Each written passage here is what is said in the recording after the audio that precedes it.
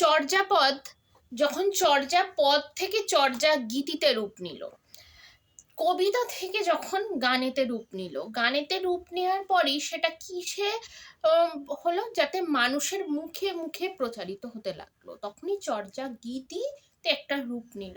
সেই গীতিতে যখন চর্যাপদ থেকে চর্যা গীতিতে রূপ নিচ্ছে, তাহলে মানুষের মধ্যে সেটা আরো বেশি, যখন সেটা গানের মাধ্যমে যাচ্ছে সে আরো বেশি প্রচারিত হচ্ছে। তাহলে এইভাবে চর্যাপদ কিন্তু হাজার হাজার বছর ধরে মানুষের মধ্যে মুখে মুখে কিন্তু প্রচারিত একটা হয়েছে, যার ফলে চর্যাপদকে কখনো কখনো আমরা প্রার্থনা ক্ষেত্রেও দেখতে পাইছি। সেই চর্যা গীতি প্রার্থনার ক্ষেত্রে মানে আমরা যেমন পূজা উপাসনা করি, তখন যেমন সেটা মন্ত্র বলছি, যেমন প্রার্থনা গীতি হিসাবেও কিন্তু হলো। এটা কিন্তু বৌদ্ধ দোয়া গানেতে চলে গেল, বৌদ্ধ দোয়া গানেতে চর্যা গীতিকে আবার কখনো দেখতে পাওয়া যায়। সেখানকার সাহিত্যের সেখানকার মানুষরা চর্যাপদকে মর্যাদা দিতে লাগলো। আবার চর্যাপদের ক্ষেত্রে যেটা ভাষাগত দিক থেকে আমরা যেটা বলছি, চর্যাপদের যদি আবার ভাষাকে আমরা বিচার করি, তাহলে এখানে আমরা একটা জিনিস লক্ষ্য করব যে চর্যাপদ কিছুটা প্রহেলিকার আশ্রয় নিয়েছে। মানে চর্যাপদ কি বলতে চাইছে, কিছুটা যা বলা হচ্ছে সেটা সোজা একটা মানে হয়, দুটো করে মানে হয়, যার একটা মানে হচ্ছে খুবই সাধারণ, আর যার ভেতরে আরেকটি অন্তর্নিহিত অর্থ থাকছে। এই যে দুটো মাধ্যমে লেখা হচ্ছে চর্যাপদ।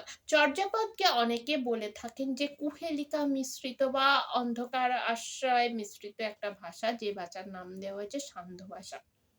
তো এই যে এই জটিলতা, চর্যাপদের মধ্যে যে জটিলতাটা লক্ষ্য করা যায়, সান্ধ্য ভাষার ক্ষেত্রে যে জটিলতাটা লক্ষ্য করা যায়, কখনো অর্থের ক্ষেত্রে দুটো মাত্রার রূপ, এই দুটো মাত্রার রূপের ক্ষেত্রে যে চর্যাপদের অবদান, সেটারও কিন্তু সাহিত্যিক মূল্য আছে বলে মনে করা হচ্ছে।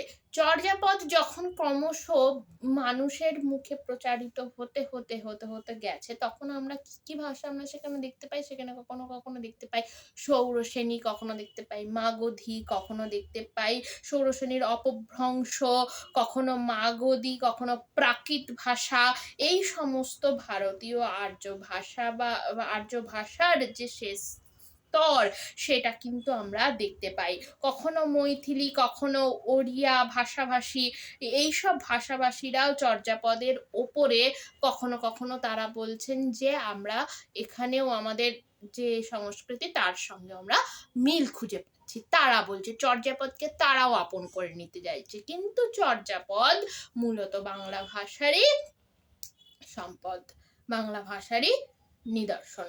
এটা আরেকটি কথা বলতেই হয় যে চর্যাপদে তখনকার দিনের মানুষের যে সমাজ চিত্র, তারও কিন্তু আমরা নিদর্শন পাই। তখনকার দিনের মানুষ কিভাবে তাদের জীবন যাপন করত, তাদের অভাব, তাদের অভিযোগ, তাদের সুখ দুঃখের একটা কাহিনী হিসাবে কিন্তু আমরা চর্যাপদকে পেয়ে থাকি। চর্যাপদ কবিতা হলেও কোথাও যেন একটা উপন্যাসের মতনই একটা কাজ করে গেছে। যেমন উপন্যাসে একটা বৃহৎ প্রেক্ষাপট থাকে, যেমন উপন্যাসে আমরা সমগ্র সমাজ চিত্রটাকে দেখতে পাই, তেমনি চর্যাপদের ক্ষেত্রেও সেই একই জিনিস দেখতে পাই। চর্যাপদের পদের মধ্যে এখানেই হয়তো পদকর্তার বিশেষত্ব, এখানেই হয়তো কবিতার বিশেষত্ব, যে সমস্ত ঘটনাকে কয়েকটি পংক্তির মধ্যে দিয়ে এক একটা বড় ঘটনা, যার অন্তর্নিহিত একটা অর্থ থাকবে, যার একটা সরলীকরণ অর্থ থাকবে, এই দুটো ব্যবহার করে, এই দুটো জিনিসকে ব্যবহার করে পুরো সমগ্র যে চিত্র, সমাজের চিত্র, সেটাকে তুলে ধরা, এটা কিন্তু খুব সহজ কথা নয়। উপন্যাসের ক্ষেত্রে অনেক শব্দ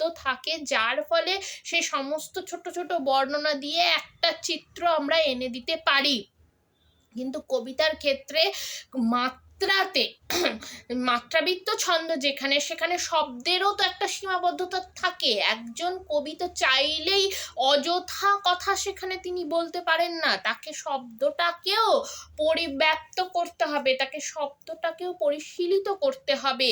তার মধ্যে এতগুলো যে কাজ, এখানেই বোধহয় কবিতা এগিয়ে থাকে। এই জন্যই বোধহয় সাহিত্যের ক্ষেত্রে কবিতাকে সর্বশ্রেষ্ঠ বলা হয়ে থাকে, যে সর্বশ্রেষ্ঠ অংশ হলো কবিতা। বাংলা সাহিত্যের যে সমস্ত, বাংলা, হিন্দি, ইংরাজি যে ভাষার কথাই আমরা বলি না কেন, সেই ভাষার ক্ষেত্রে কবিতাকেই এই জন্য সর্বশ্রেষ্ঠ বলা হয়, এই কারণে যে কবির হাতে খুব সংক্ষিপ্ত পরিসর থাকে সমগ্র কিছুকে তুলে ধরার। একজন কবি কতটা বুদ্ধিদীপ্ত হলে সমস্ত জিনিসটাকে সম্পূর্ণ করে পুরো অবয়বটাকে দাঁড় করাতে পারেন। এখানেই কবিতার সার্থকতা। তো এখানেই চর্যাপদের সার্থকতা, এখানেই বাংলা সাহিত্যের সার্থকতা। আজকে চর্যাপদের কাব্যমূল্য, তার সাহিত্যমূল্য, তার সঙ্গে তার দার্শনিক ব্যাখ্যা এবং চর্যাপদের ভাষাগত যে গুণমান, সেগুলো তুলে ধরলাম। পরবর্তী সময় ফিরে আসবো পরবর্তী সংখ্যার